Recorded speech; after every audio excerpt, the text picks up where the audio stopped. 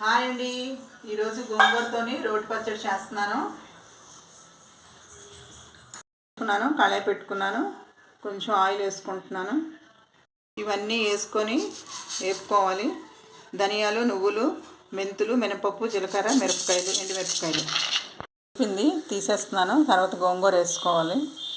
ఆయిల్లోని గోంగూర కడిగి శుభ్రం చేసుకొని వేసుకోవాలి. గోంగూర మగ్గిపోయింది. ఇప్పుడు రోల్ దగ్గరికి వెళ్ళిపోదాం. పోపు వేసుకున్నాం కదండి, మిరపకాయలు ఇవన్నీ వేసుకొని రుబ్బేసుకుంటున్నాను. ఉప్పు వేసుకుంటున్నాను, రెబ్బలు కూడా వేసేసుకొని నలిగిపోయింది. ఇప్పుడు గోంగూర వేసుకొని రుబ్బేసుకోవాలి. పచ్చడి నలిగిపోయిందండి. ఇది అప్పటికప్పుడు చేసుకొని తినడానికేనండి పచ్చడి. రైస్లో వేసుకొని కలుపుకుంటున్నాను. ఆ వీడియో కానీ వస్తే ఒక లైక్ ఇవ్వండి, అలాగే సబ్స్క్రైబ్ చేసుకోండి. బాయ్ అండి.